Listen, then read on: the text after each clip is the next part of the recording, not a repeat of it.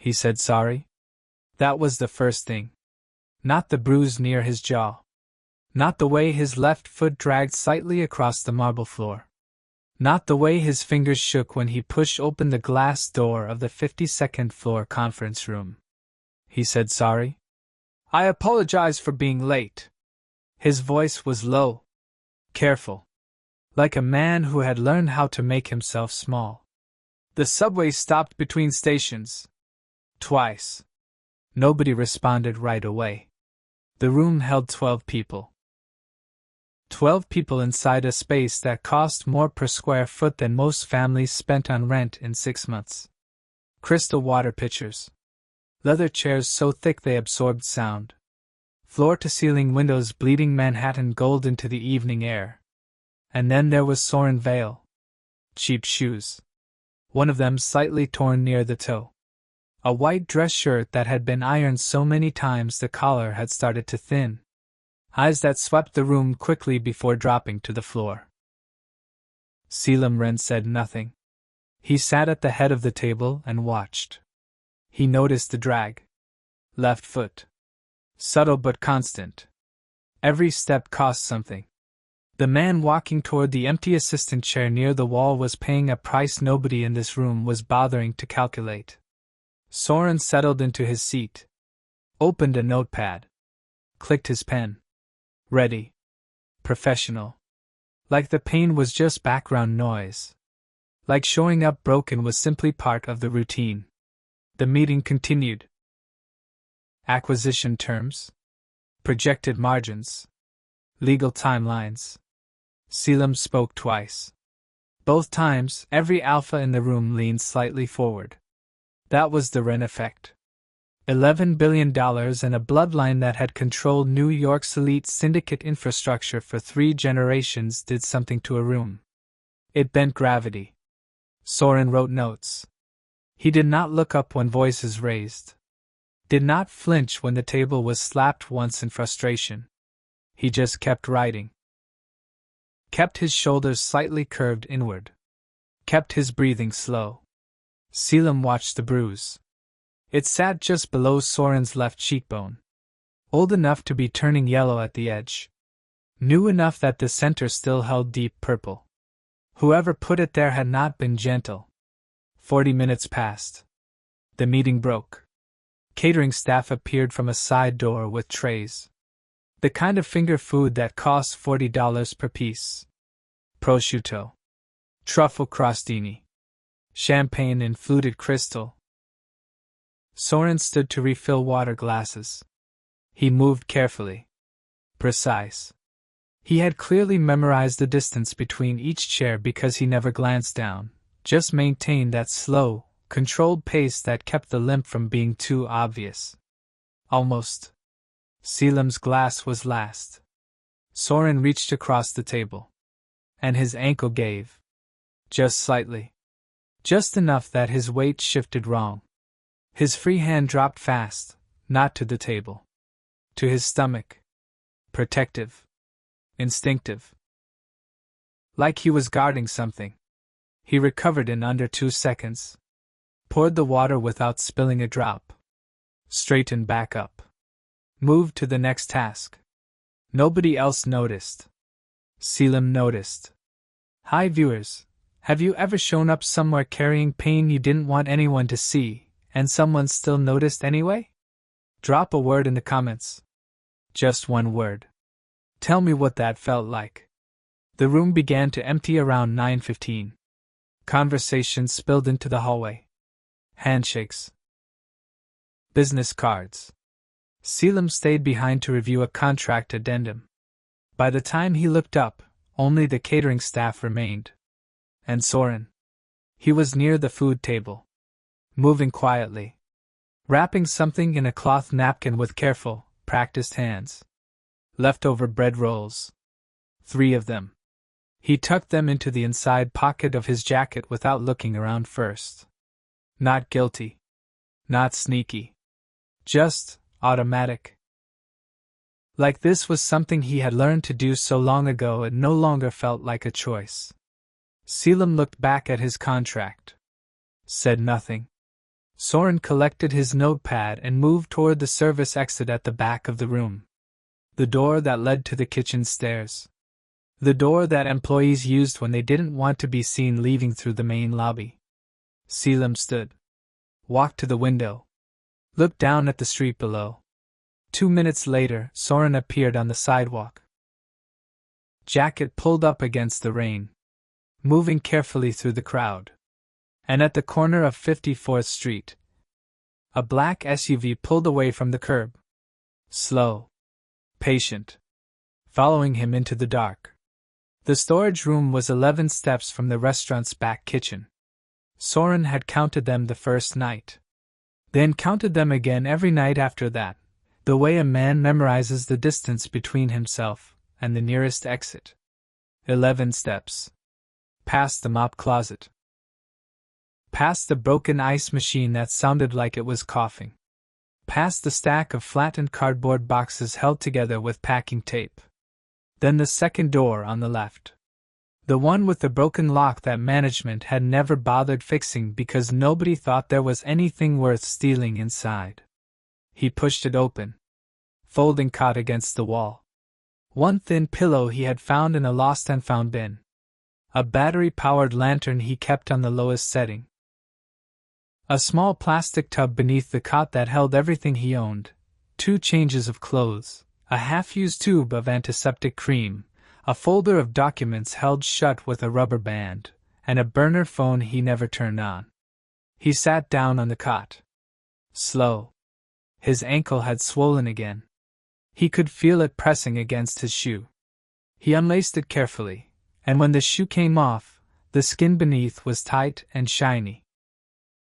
He unwrapped the AC bandage that had been digging into his leg since 6 that morning, rewound it slightly looser, and pressed a cold cloth against the joint. The bread rolls from the conference room sat on the cot beside him. He ate one without tasting it. Then he placed one hand flat against his stomach. "Still here," he whispered. "Just checking." The way he always did. He was 17 weeks along. He knew because he had counted from the last clinic visit, the one where a volunteer nurse at a free health center in the Bronx had confirmed the pregnancy without asking questions that he couldn't afford to answer. She had given him prenatal vitamins in a paper bag. A pamphlet. A referral card he had never used. He kept the vitamins under the cot. He took one now with the last of a water bottle. Then he sat still for a moment, and let the quiet settle around him. There were sounds. There were always sounds in the building after hours. The refrigeration units cycling on. The creak of pipes in the walls. Rats occasionally near the far end of the corridor. None of it bothered him anymore. Silence used to feel safe. Now noise felt safer. Noise meant the building was occupied. Noise meant the shift workers were still a few rooms away. Noise meant he wasn't completely alone.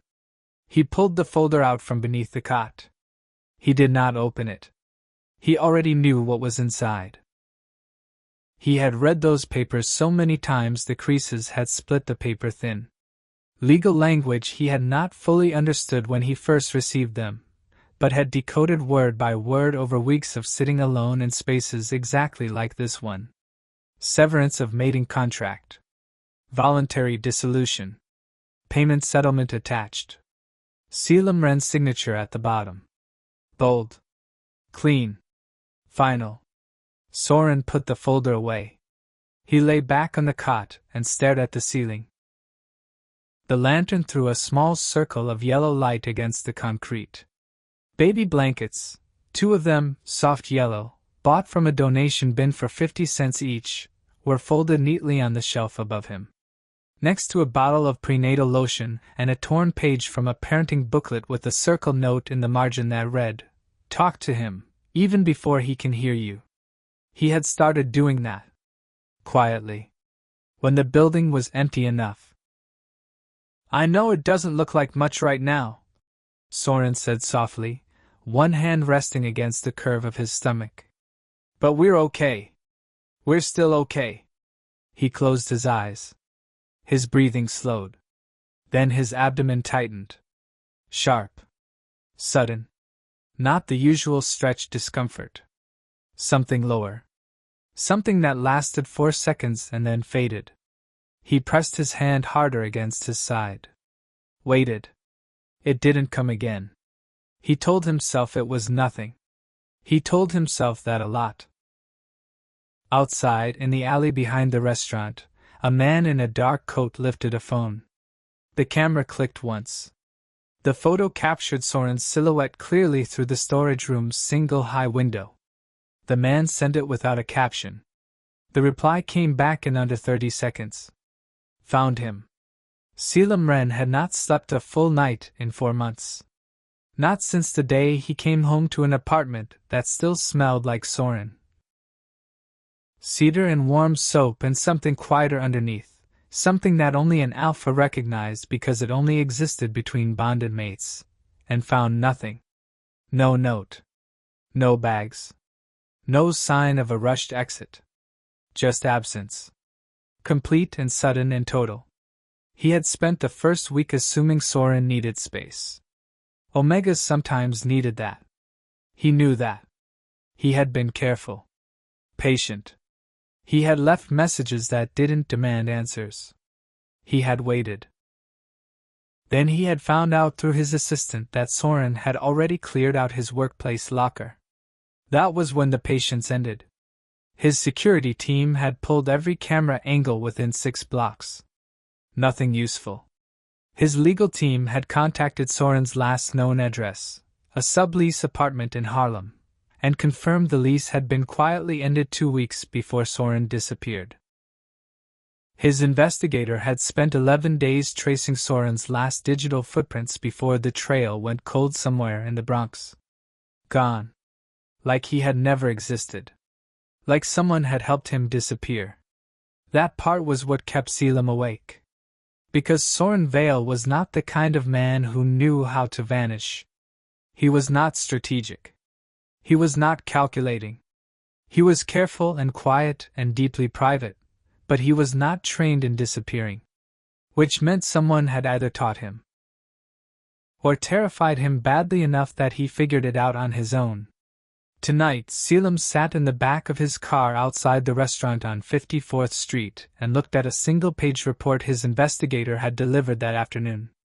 Employment record. Soren Vale. Temporary administrative contract. Started 6 weeks ago. No registered address. Emergency contact line left blank. 2 missed prenatal appointments at a free health clinic in the Bronx. The clinic had flagged the absences in their system but had no way to follow up. Prenatal. Selim had read that word 4 times before his chest understood what it meant. He stepped out of the car. His driver said nothing. Knew better. Selim stood on the sidewalk and looked up at the building. Somewhere inside that building, a man he had spent 4 months searching for was working double shifts in bad shoes and hiding something so enormous that it had changed the entire shape of his life. He thought about the hand. The way Soren had reached across the table tonight, and his hand had dropped to his stomach. Fast. Without thinking. The way that motion had been so automatic, so deeply practiced, that it happened before Soren could stop it. Selim had seen that motion before. Once. Years ago. On a different man, in a different context, protecting something he could not afford to lose. He knew what that looked like. He pulled out his phone and called his investigator. I need everything you can find under any name connected to this address. He gave the restaurant's building number. Specifically the back of the building. Storage areas. Any recent lease agreements. Any utility accounts. Anything that shows someone is living there. He paused. And pull the medical records from that Bronx clinic. Any file under Soren Vale or any known alias. I don't care what it costs. He waited. The investigator called back in 47 minutes. There's a file, the man said. The clinic had him under a different name. Soren Maddox. But the intake photograph matches your description. What's in the file? A short pause. I'm forwarding it now. Selim opened the attachment. He read the top of the page. Then he stopped. Patient notes. Medical history. Presenting concern. And there at the bottom, under psychological screening. Mate bond severance trauma. Acute grief response. Patient denies support system. Patient denies contact with bonded alpha. Patient declined counseling referral. The car was very quiet. Selim sat completely still. Mate bond severance trauma. He had never severed anything. 8 months earlier. The envelope arrived on a Tuesday. Soren had been sitting at the small kitchen table in the Harlem sublease with a mug of tea going cold beside him. He had been waiting on a call from the temp agency about a new placement. Something with flexible hours. Something close to the subway line. The envelope slid under the door at 9:47 in the morning. No knock. He almost didn't pick it up. But the return address was printed on the front in a font he recognized immediately. Wren Syndicate Legal Affairs. He opened it at the table. He read it once fast. Then slow. Then once more with his finger tracing each line because his brain kept refusing to process the words in order. Voluntary dissolution of mating contract. Executed pursuant to Alpha Syndicate Family Law, Section 14, Article C. The bonded Alpha Party has elected to terminate this agreement effective immediately. A financial settlement has been prepared. The sum listed covers all prior shared obligations and releases the Omega Party from further legal or social claim. No response is required. No contact is encouraged. Signed. Selim Damien Wren. Soren sat with the papers in his hands for a long time. The tea got cold. The light in the kitchen moved from morning white to afternoon gray. At some point a car alarm went off on the street below and then stopped. He didn't cry right away. That surprised him later when he thought about it. He had expected to fall apart immediately. He had expected the kind of collapse that left you on the floor. Instead, his body went quiet. Completely quiet. Like it had been waiting for this. Like some part of him had always known that men like Selim Wren did not hold on to things that had no value to them anymore. He was a temporary assistant with no family name. No pack connection. No inheritance. No alpha bloodline. He had always known that. He had just let himself forget it for a while. He packed one bag. Left the sublease key on the counter. Took the subway to the Bronx because it was the direction with the cheapest transfer and the fewest people who might recognize his face. He found the free clinic that afternoon. Not for the letter. He had gone because of something else. Something that had been making him nauseous every morning for 2 weeks. Something he had been telling himself was just stress. The nurse was kind. Efficient. She handed him the result without ceremony because she had learned long ago that ceremony only made this moment harder for people who already had too much to carry. Positive. Soren sat in the plastic chair beside the examination table and looked at the little printed slip of paper. Positive. He pressed both hands flat against the front of his shirt. He did not make a sound. He sat there for 11 minutes. Then he picked up his bag. Walked out. Found a bathroom at the back of the clinic. Locked the door. And let himself fall apart. He was still there, still sitting on the tile floor with his back against the wall, when he heard his own voice say Selim's name out loud. Just once. Just the name. Like saying it might make any of this make sense. He reached into his bag. His phone was at the bottom. He pulled it out.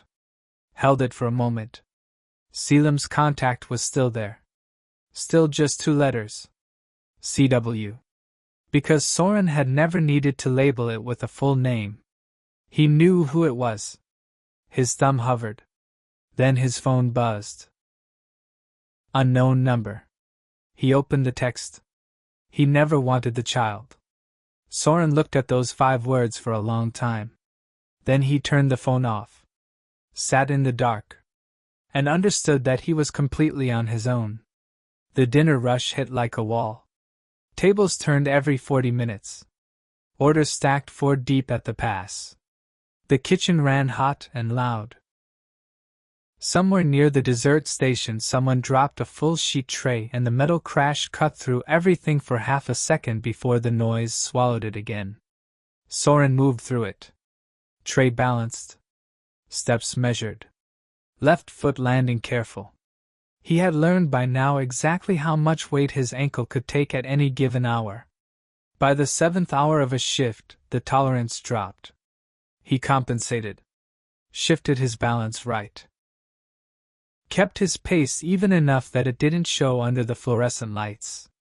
He was carrying 2 entrees toward table 9 when the front door opened. Cold air.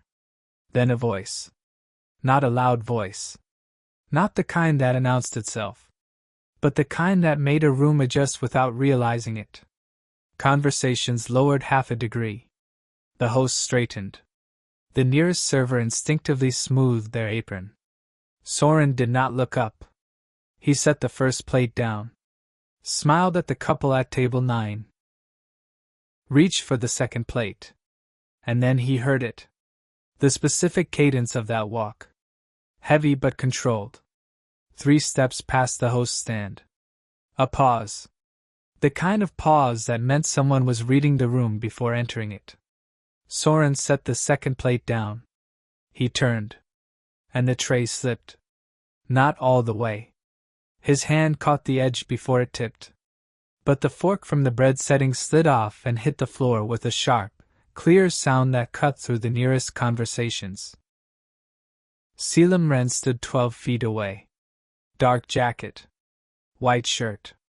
That face that Soren had spent 4 months trying to train himself to forget. He was with 2 other men, business associates by the look of them, and the host was already guiding the group toward the back corner booth. Selim had not looked up yet. Soren bent to pick up the fork. Stood. Turned. And Selim's eyes found him. Stopped. Everything slowed. The kitchen noise kept going. Orders still called. Dishes still moving. The restaurant kept running its machinery in the background. None of it touched the 11 feet of air between them. Selim looked at him.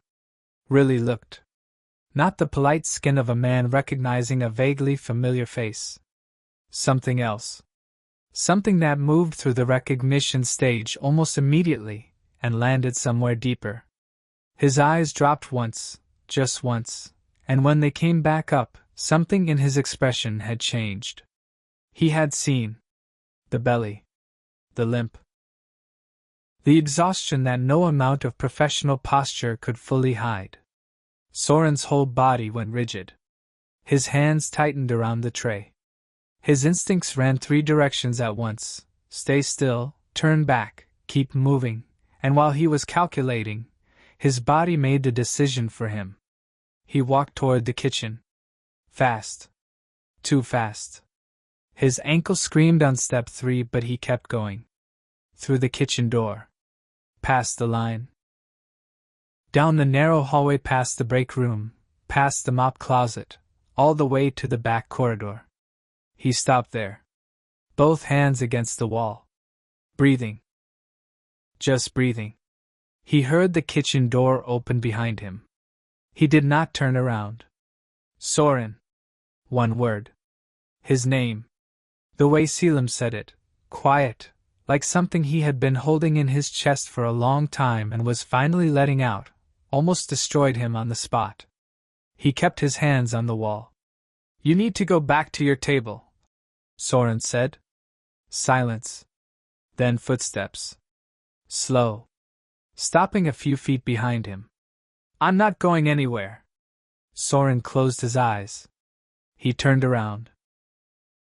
He made himself look directly at Selim's face. At the expression he found there. Not the anger he had prepared for. Not the cold control he remembered from boardrooms. Not even the distance he had taught himself to expect from a man who had signed papers ending everything. Devastation. That was what was on Selim Ren's face. Real, unguarded, deep devastation. Soren. His voice barely held. Where have you been? Soren stood there in a hallway that smelled like industrial cleaner and grease traps, carrying a tray he had forgotten to put down, and felt everything he had spent 4 months building crack straight down the center. His eyes filled. He did not blink fast enough. You abandoned us, he said. The storage room door swung open and Selim went still. Not from surprise. From understanding. It hit him in stages. The cot first. So narrow it barely fit between the shelving unit and the far wall. The lantern on the floor. The folded yellow blankets on the shelf above, small, soft, clearly meant for someone not yet born. The plastic tub beneath the cot with its contents visible through the side. 2 shirts. A folder held shut with a rubber band. Vitamins lined up against the wall like soldiers. He looked at it all without moving. Then he looked at Soren. Soren was standing near the shelf with his arms crossed over his chest, not in anger. In protection. Like he was used to putting his own body between himself and whoever walked through the door. You've been living here, Selim said. Not a question. Soren's jaw tightened. I've been fine. Soren. I said I've been fine. His voice didn't shake. It should have. Most people's did in moments like this. But Soren had clearly said that sentence so many times in so many empty rooms that it had stopped costing him anything. You don't get to come back here and look at me like that. Like what? Like I'm something broken that belongs to you. That landed. Selim did not flinch. But he felt it. He crossed the room slowly and sat down on the only surface available, the edge of the cot, and stayed there. Low. Non-threatening. Like someone who understood that standing at full height in this particular space was the wrong move. Then he reached into his jacket. He pulled out a sealed envelope. Set it on the cot beside him without speaking. Soren looked at it. Didn't move. Open it, Selim said quietly. The silence between them lasted 11 seconds. Soren's eyes moved from the envelope to Selim's face and back. Then he stepped forward and picked it up. He broke the seal. Read the first page. Then stopped. Read it again. The paper trembled once in his hands. This isn't possible, Soren said. It's a forensic document analysis. Selim's voice was flat. Controlled. The way it got when he was holding something large and dangerous very still inside his chest. The signatures on your dissolution papers were forged. My legal team confirmed it 6 days ago. The seal was faked. The filing number doesn't exist in any court database. Soren set the page down. Picked up the next one. Forensic analyst letterhead. Comparison signatures. Red circled discrepancies. Pressure inconsistencies. Ink age that did not match the document date. Every page said the same thing. The papers were never real. Who did this? Soren said. It wasn't a question either. His voice had gone quiet in a way that was harder to hear than if he had screamed. Selim looked at him steadily. The forgery originated from inside my family's company. Someone with access to legal templates and my personal signature archive. He paused. I don't have a name yet. But I will. Soren sat down on the cot. Slow. He pressed both hands flat against his thighs and stared at the floor and breathed. 8 months. 8 months of a storage room floor and prenatal vitamins from a paper bag and eating leftover bread alone and telling a child not yet born that everything was going to be okay. All of it built on a document that never existed. A sound came out of him then. Low. Involuntary. Not crying exactly. Something underneath crying. The kind of sound a person makes when their body finally processes a grief that their mind spent months refusing to fully accept. Selim did not say anything. He did not try to fix it.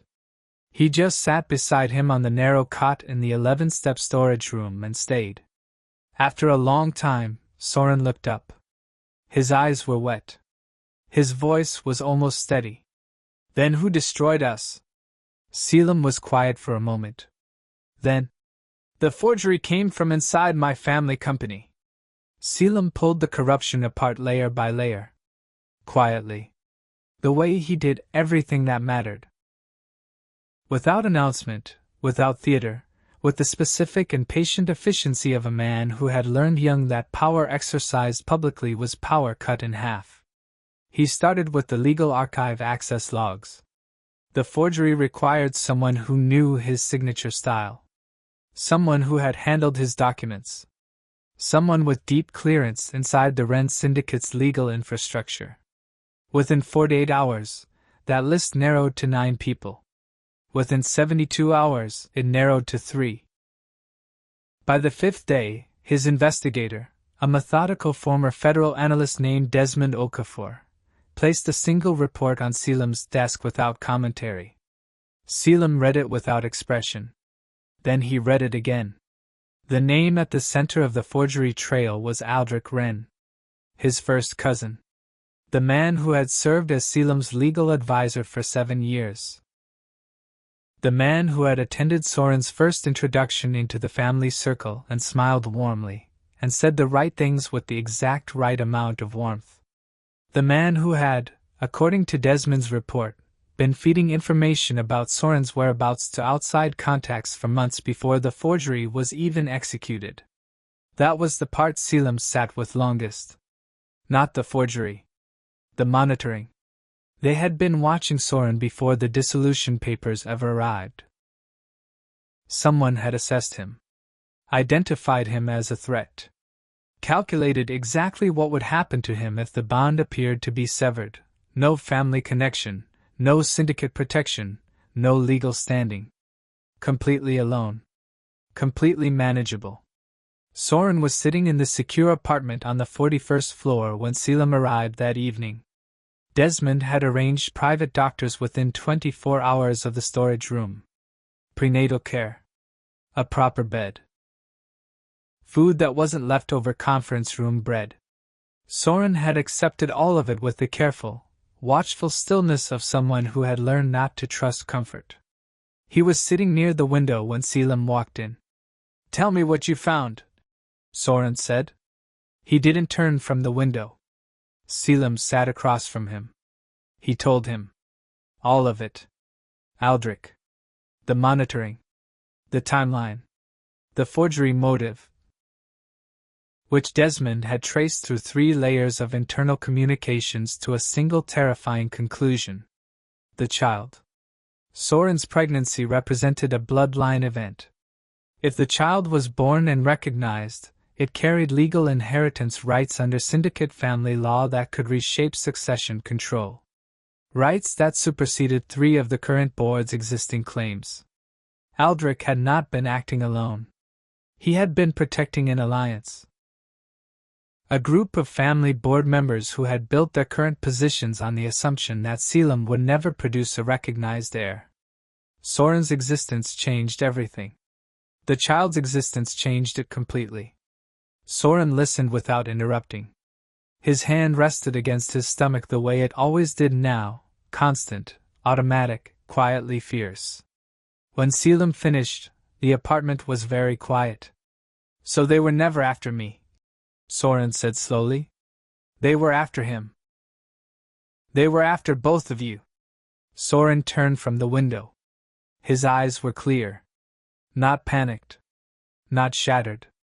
Clear in the particular way they got when he had already survived enough that new information about his own danger stopped breaking him and started simply becoming data. That matters. That specific quality, that worn in steadiness, was the thing about Soren that had always been impossible to forget. "Can you stop them?" Soren said. "I already started." That night, Soren moved to get a glass of water from the kitchen. He passed the hallway near the front door. He heard two of Selim's security teams speaking in low voices outside. One sentence carried through the door. Escalated to termination protocol. Both targets. Soren stood in the hallway. Completely still. Both targets. He pressed his hand against the wall. He had thought this was about money and legal maneuvering. It was not about money. The next morning, Selim's security team pulled a photograph from the building's external camera feed. A man had been parked across the street in a gray sedan for 4 consecutive days. His face matched a name in Desmond's report. He worked directly for Aldrich Wren. He had been watching the apartment since the day Soren moved in. 3 weeks passed. The city kept moving. Deals closed. Meetings ran. The Wren syndicate's machinery turned without pause, because that was what empires did. They kept operating regardless of what was breaking inside them. But something was different inside the 41st floor apartment. It was hard to name at first. It arrived in small things. Tuesday morning, Selim came in with prenatal vitamins and a takeout bag from the Haitian restaurant 4 blocks over because Soren had mentioned once, only once, 7 months ago, in a conversation that Selim apparently had not forgotten, that their griot was the only food that didn't make his stomach turn in the first trimester. He hadn't asked if Soren still wanted it. He just brought it. Thursday evening, Selim stayed past midnight going through documents at the kitchen table while Soren slept. When Soren woke at 2 in the morning and came out for water, Selim was still there.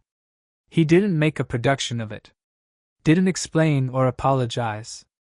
Just looked up. Said, "Sleepless?" And Soren sat down across from him. And they talked. Not about the conspiracy. Not about Aldrich, or the board or the surveillance photos. About smaller things. Soren's first job, at 16, stocking shelves in a Harlem bodega. Selim's memory of learning to drive in a parking garage at midnight because his security team refused to let him on public roads. The particular loneliness of people who were surrounded by others and yet constantly, profoundly alone. They talked until 4 a.m. Neither of them acknowledged how long it had been. But both of them felt it. Saturday, Selim built the crib. He had bought it assembled. The delivery team had offered to set it up.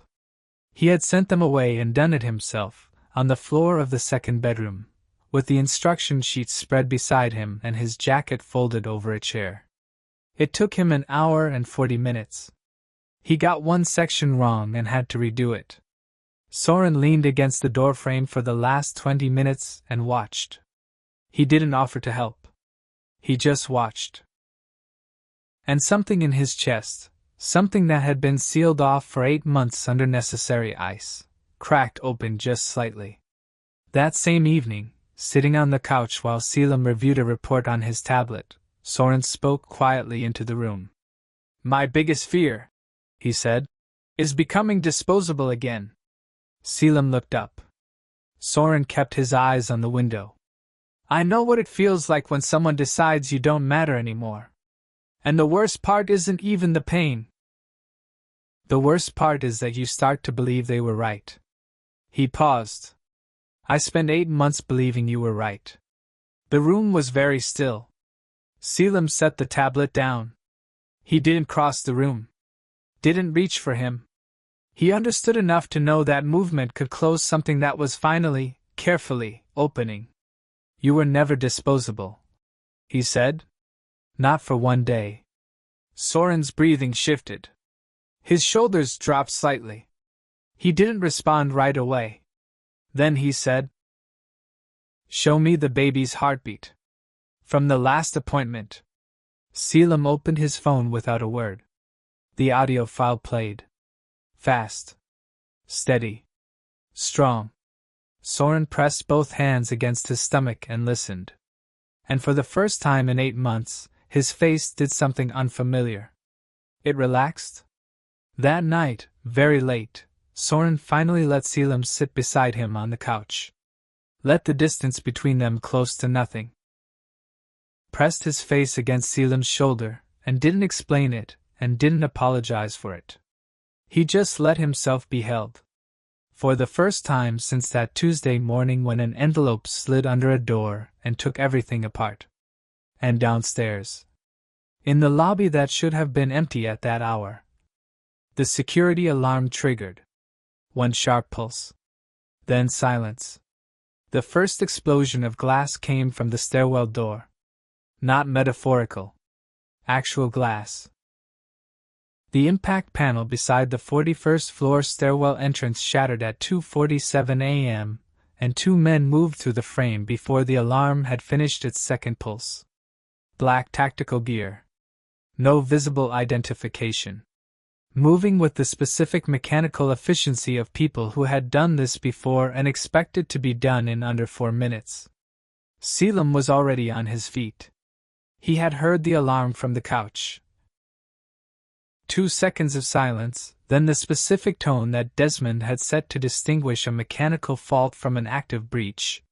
He had been trained to know the difference since he was 19 years old. He reached the bedroom door in 3 seconds. Soren was already sitting up.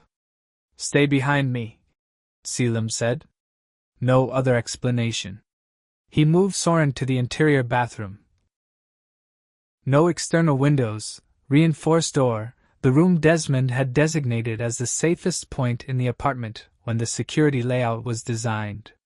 He positioned Soren inside and then looked at him for exactly 1 second. "Lock it from the inside," he said. "Selim. Lock it." The door clicked shut. What happened in the next 90 seconds was not clean or controlled. 2 men breached the main entrance. Selim's security team engaged in the living room. 1 attacker went down fast. The second pushed past and reached the hallway before Selim hit him with the kind of force that had nothing to do with training and everything to do with a man who understood precisely what was behind that bathroom door.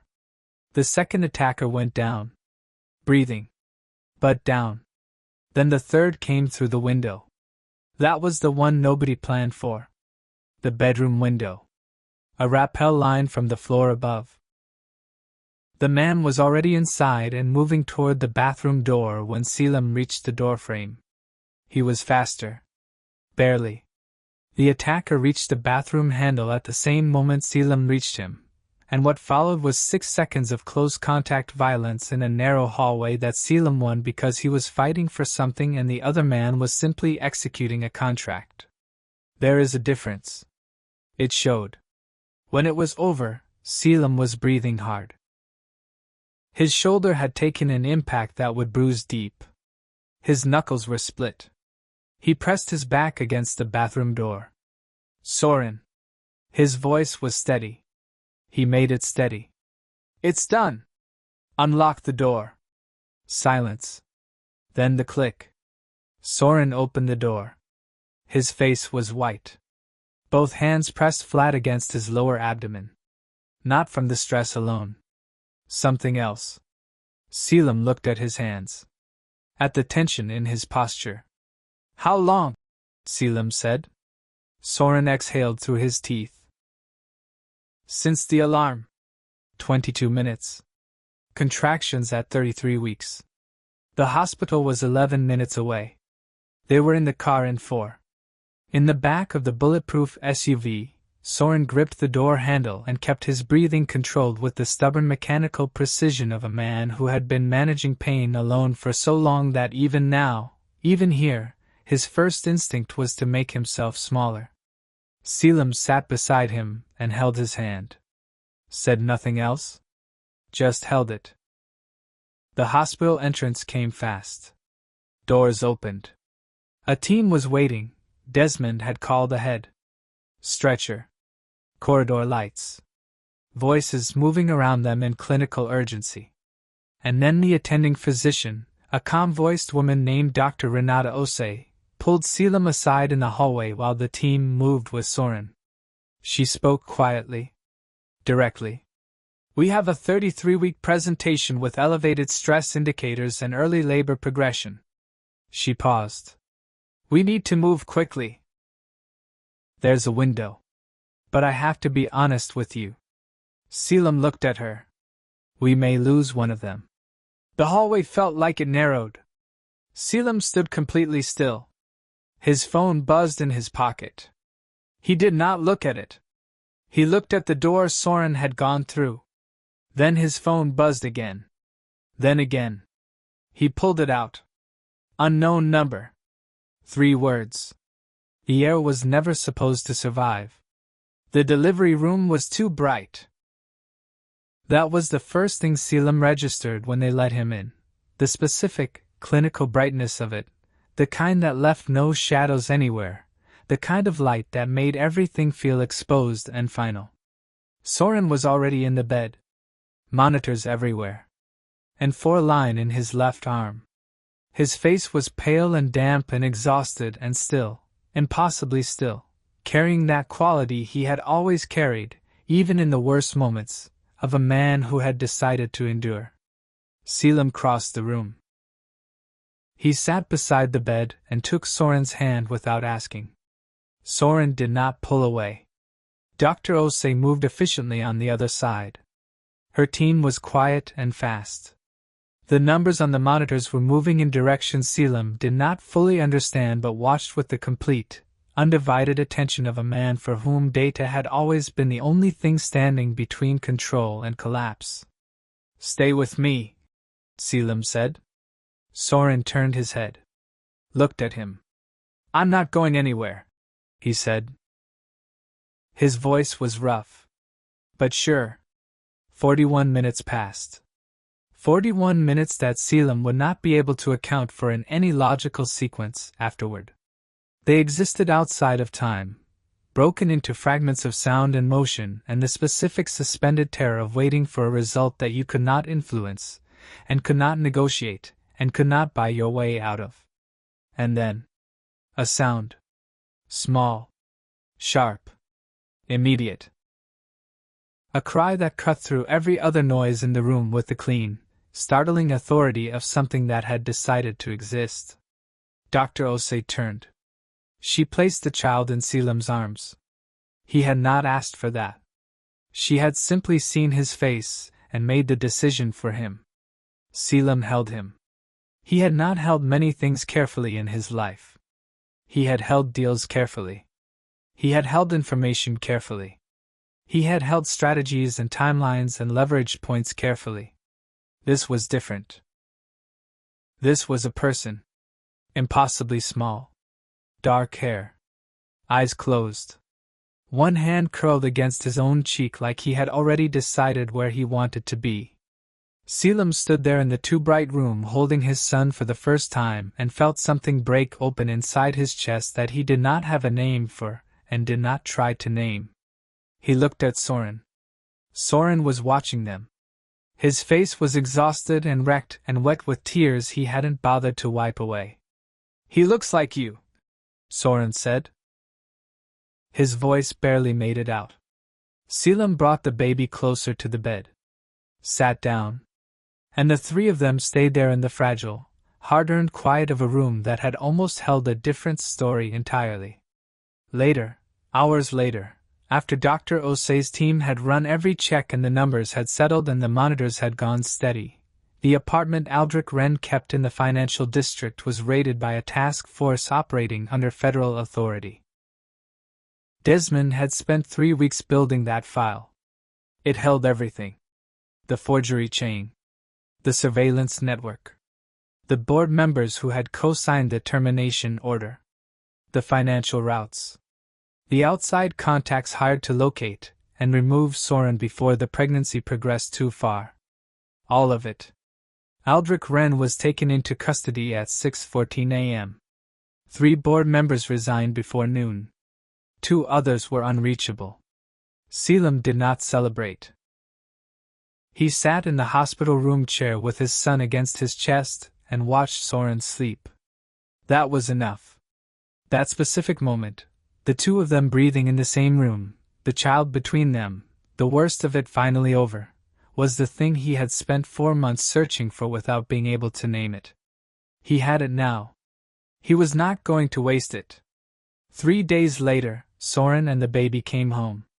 Not to the 41st floor apartment. To a different place. Quieter. Chosen carefully by both of them together for the first time, not arranged, and not assigned. A brownstone in Brooklyn with actual trees in front, and a kitchen that got morning light, and a second room already painted a soft, warm yellow. They were slow with each other. Deliberately slow. Trust that has been broken does not return in a single moment. It returns the way light comes back after a long storm, gradually, first just at the edges, and then slowly filling in. There were hard conversations. Long silences. Days when the weight of what had happened sat between them like a third presence in the room. But they did not look away from it. That mattered. One night, about 2 weeks in, Soren was standing in the kitchen at midnight feeding the baby. Selim came in without turning on the light. He poured 2 glasses of water and set one beside Soren without a word. They stood there in the dark together while the baby fed. "What do we name him?" Soren said quietly. Selim thought for a moment. "Emery," he said. "It means strength." Soren looked down at the child. Then at Selim. "Emery," he said. Like he was testing the weight of it. He nodded once. And that was it. No ceremony. No drama. Just a name given in a quiet kitchen at midnight by 2 men who had survived something that was designed to destroy them both. But not everything was over. Late that same night, after Soren had gone back to sleep with Emery beside him, Selim sat at the kitchen table. His phone was face down beside a cold cup of coffee. Desmond had called at 9 with a final status update. All known operatives accounted for. All known board conspirators either detained or fled. All known. That phrase had lodged itself somewhere uncomfortable. He turned the phone over. He opened the encrypted file Desmond had sent at the end of the call. It was not a threat assessment.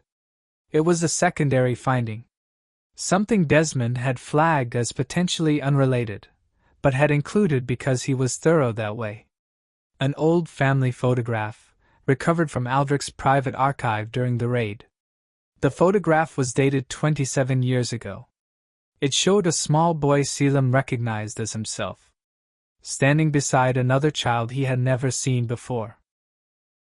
A child who had apparently been removed from Wren family records sometime before Selim turned 8. Removed completely. There was a handwritten note on the back of the photograph in a hand Selim did not recognize.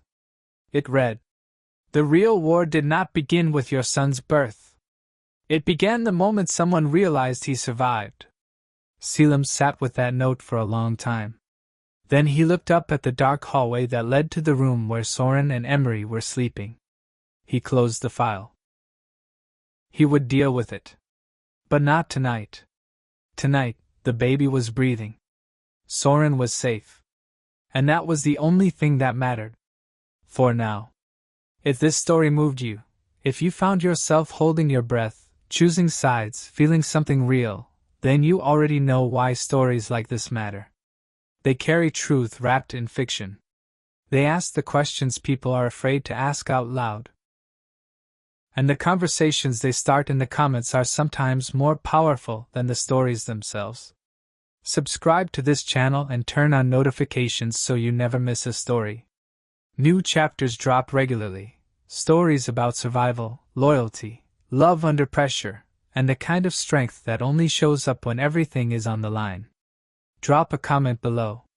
Tell us who you were rooting for. Tell us what moment hit hardest.